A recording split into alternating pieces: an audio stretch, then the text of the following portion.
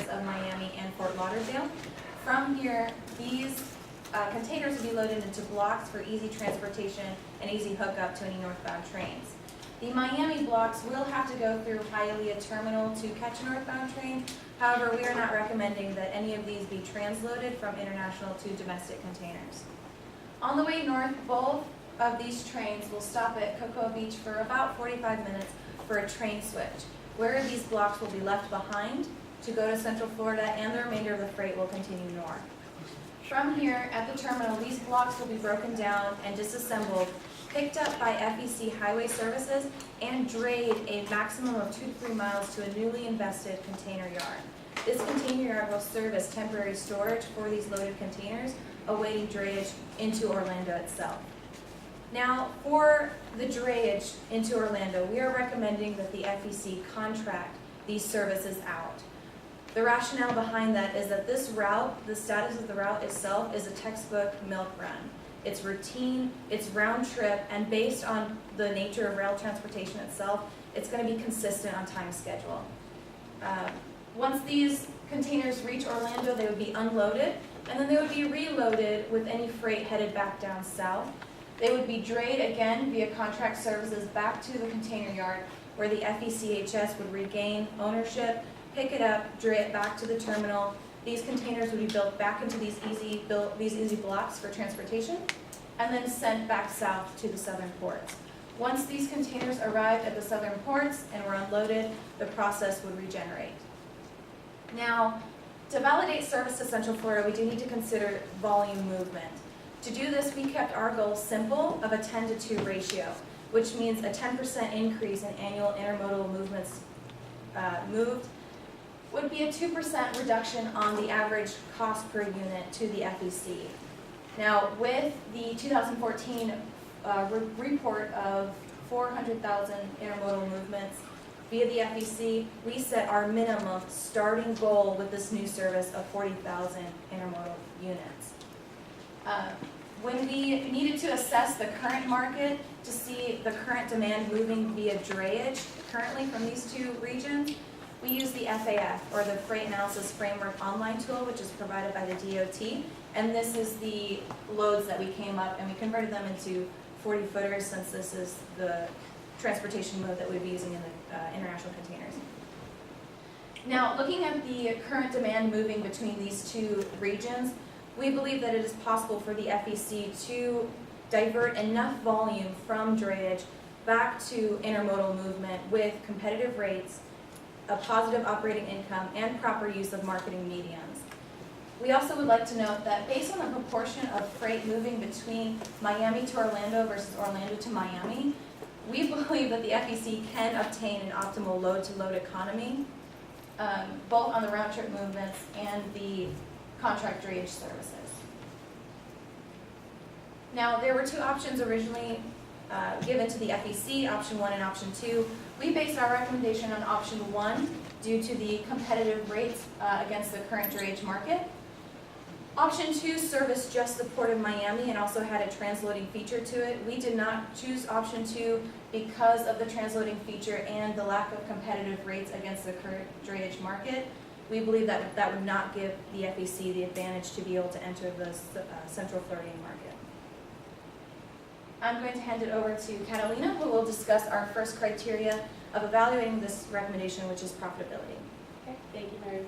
So, as Mary said, the first criteria that we evaluated was profitability. We did this due to the culture that FEC is currently operating in. There are several factors that we consider, but mostly was how the company has been operating intermodal services.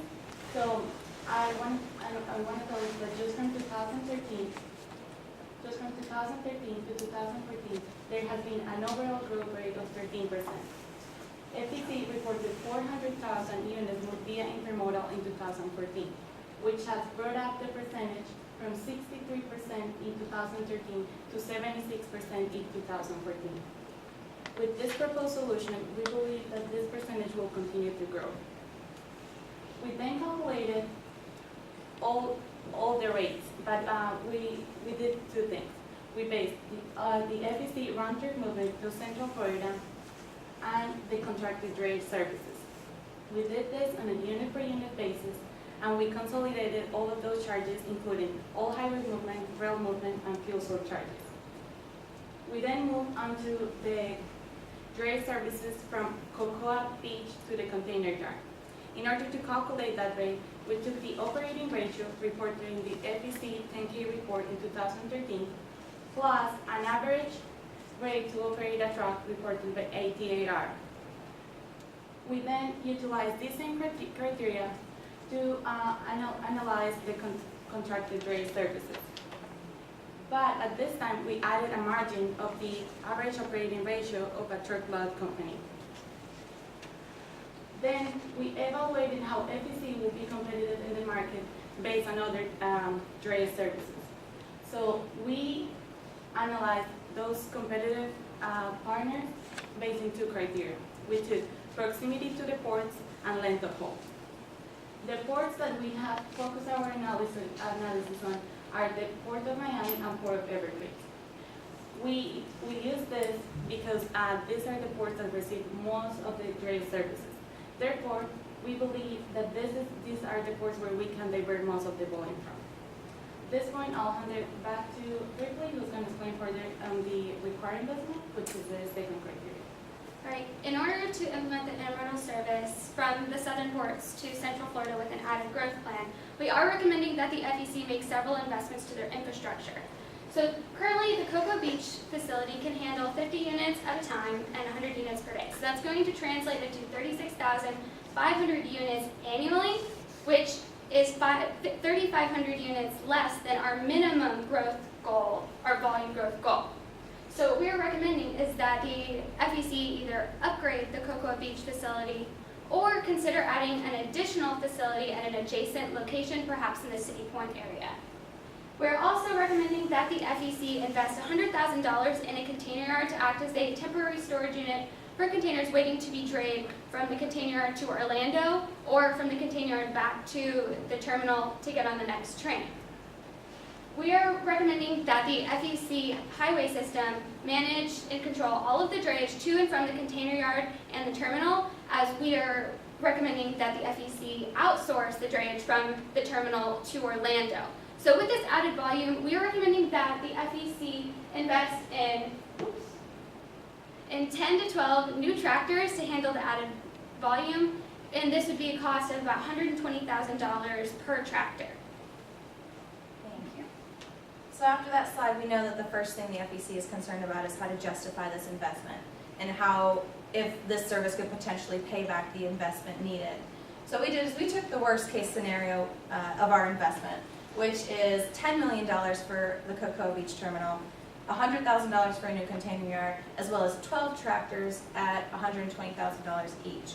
That total is around $11.5 million. Now, to see if the service could potentially pay for itself, we use the 15% margin given to us on a unit-by-unit basis. Since we know the loads moving between Miami and Orlando, we focused on only that route, although we could count on Fort Lauderdale movement to contribute to this payback. If we do it a unit-by-unit basis, we're looking about around $77 per unit moved. So if we apply that to the needed investment, we're looking about at least a movement of 1,500 units, or 150,000 units moved, sorry.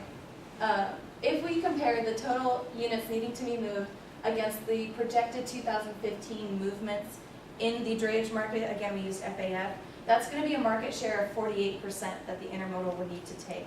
We do realize that that is a huge percent for intermodal. However, given the success that FEC has had in that market, as well as the current projected K-tons moving by drayage and the type of rail-friendly commodities that are being moved currently by truck and the conversion rate of potentially diverting those commodities onto intermodal of 87%, we believe that with a degree of success that the FEC could reach up to a 48% market share against the competing drayage companies.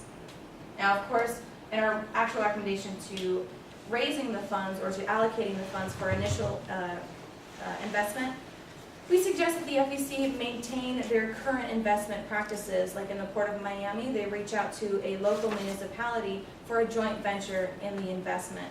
This would be a two birds, one stone situation. They could receive the funds needed to invest in these new services, as well as ensure participation of the other party for promotion and marketing of this new service. From here, Adam is going to introduce capability for growth of our service, which is the third criteria. Now, when considering the capability for growth, we like to look at the current rail-friendly freight movements that are coming into the Central Florida region via trucking, as opposed to intermodal.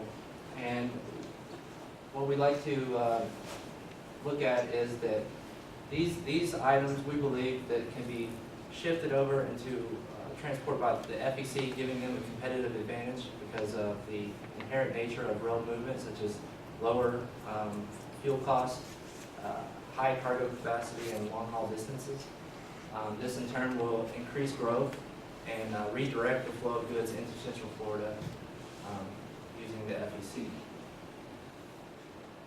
Next, we take a look at if we analyze only the rates given to shippers to import their goods into Central Florida, we can see that the FEC gives rates that are more favorable for that service.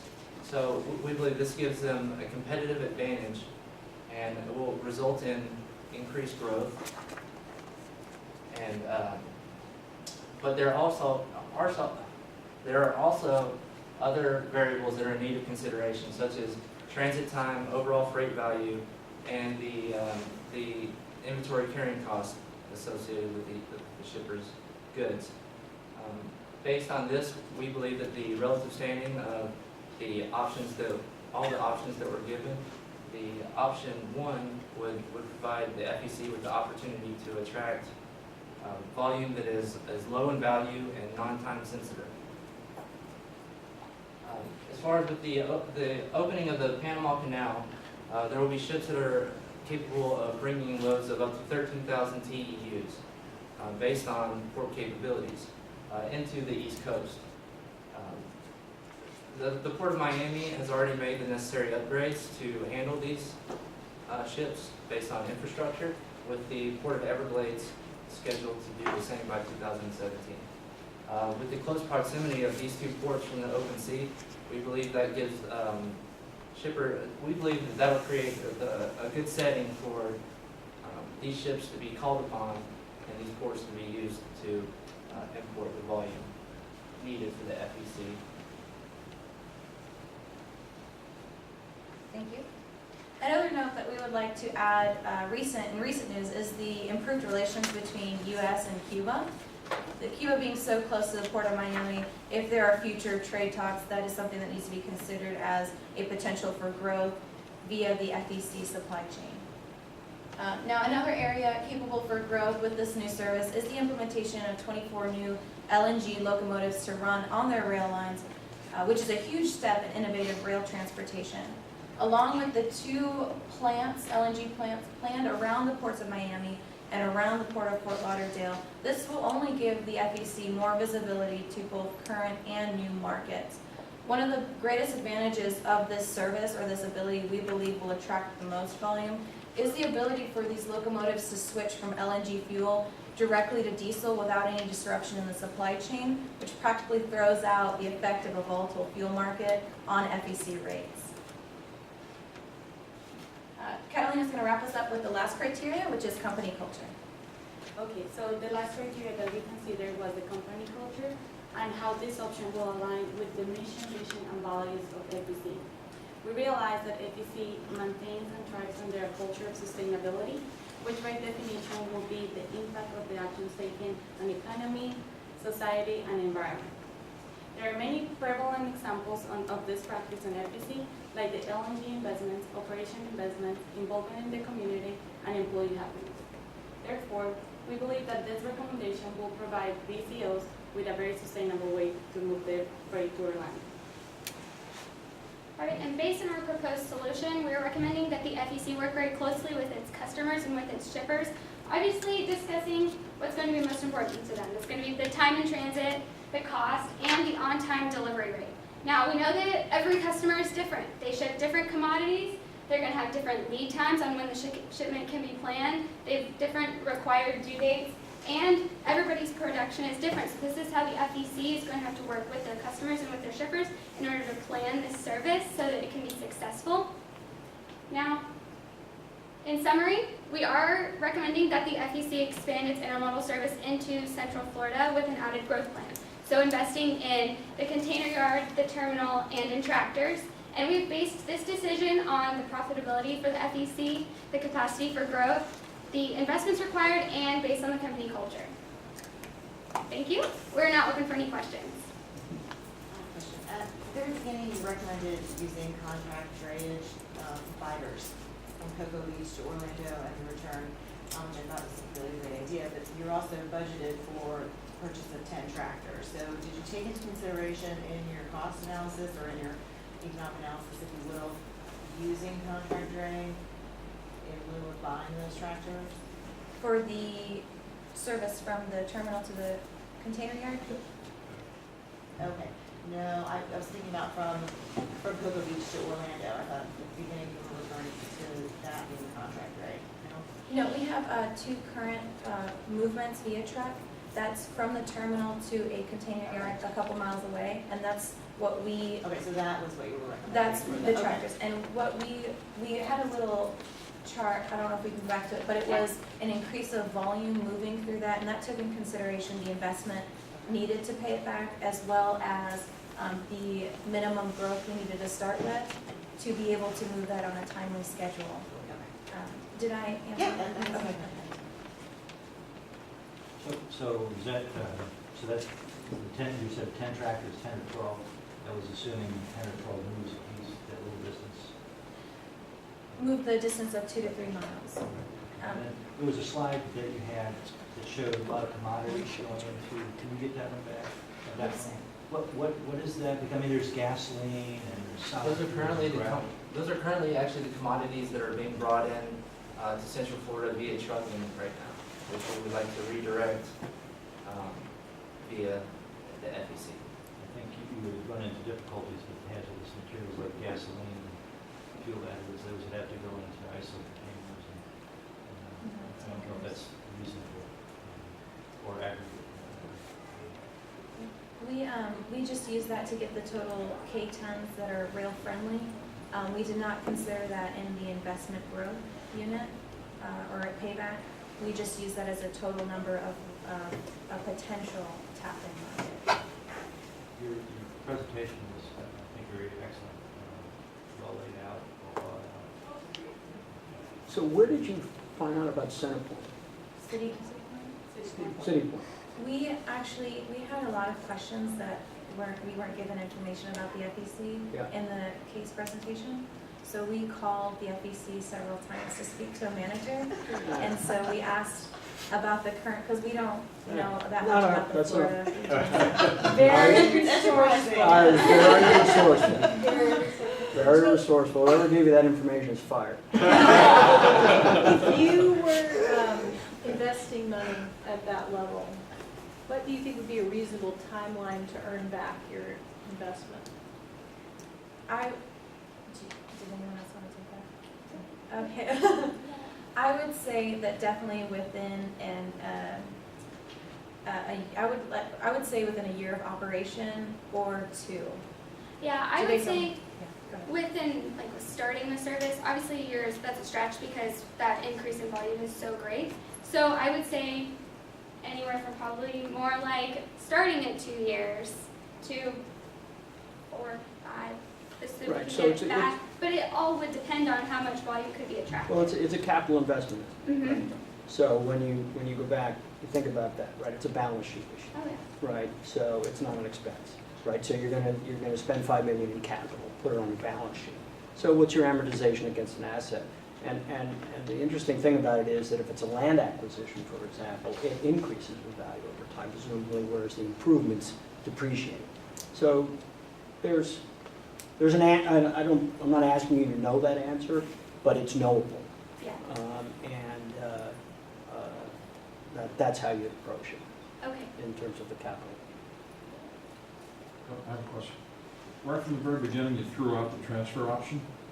The transloading, yes. The transloading at the very, was that based strictly on cost, or were some other things that made you do that? We actually have a slide for that, I believe.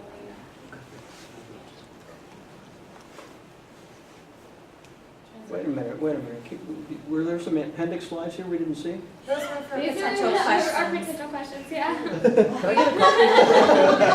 Holy Wow. We We answered prepared some of the questions and to make sure that we could cover some of these Yeah. You questions. guys might get a consulting fee out of Adam. Perfect, can take a bunch of money. Questions I was thinking of answering. Did someone want to take the transloading? I know I already answered that. Yeah, okay, so we decided to kick out transloading just because of the added time.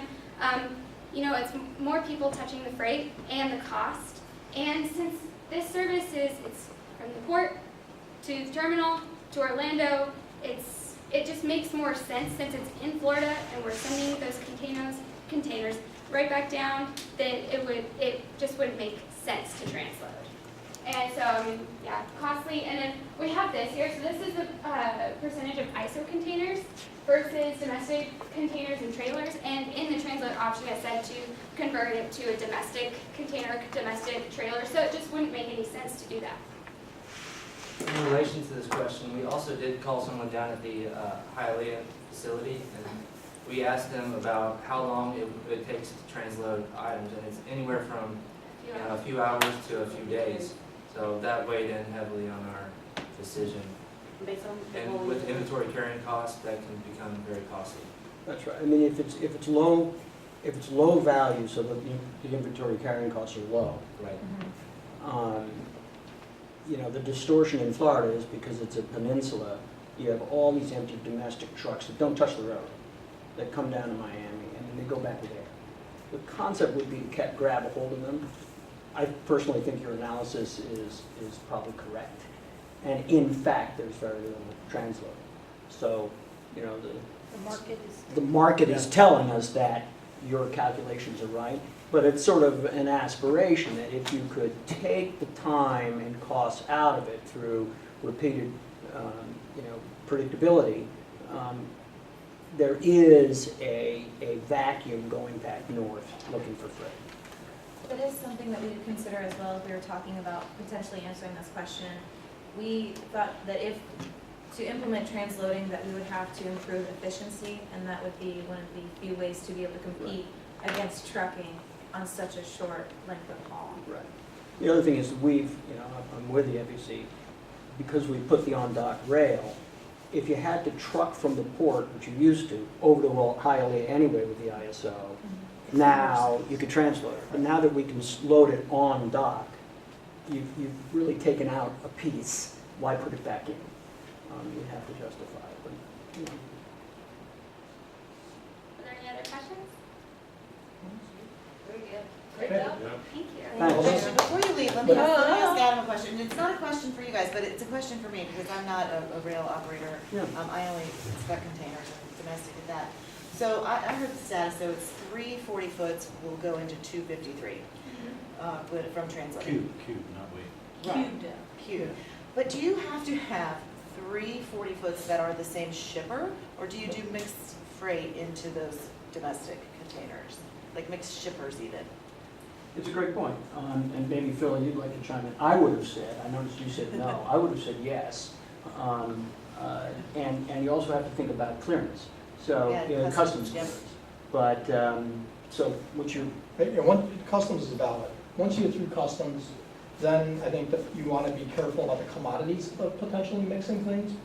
And you don't want to usually mix food commodities. But other than that, we have 13 warehouses where this is exactly what we do. Think the LTL environment, when you take that, your freight's already shipped. So it's just consolidating for more efficiency. but then at destination, if we did that down in Miami, we got to Cocoa, we'd have to deliver pedal. Yeah, you milk run, You deconsolidate, gotta do the same Go thing. to like 3 But different. yeah, so you're distribution doing it centers. at one stop or the other. But the longer the length of haul, just like you said, Mhm. the more able you can create value with that strategy. Right. The shorter the length of haul, all that investment in Yeah, a couple hundred miles, administration and it everything. doesn't work. There we are. Good on time? We're good. We're out of, Since we have a little bit of time, could we request business cards? Do you guys have any? yeah. You guys want to share?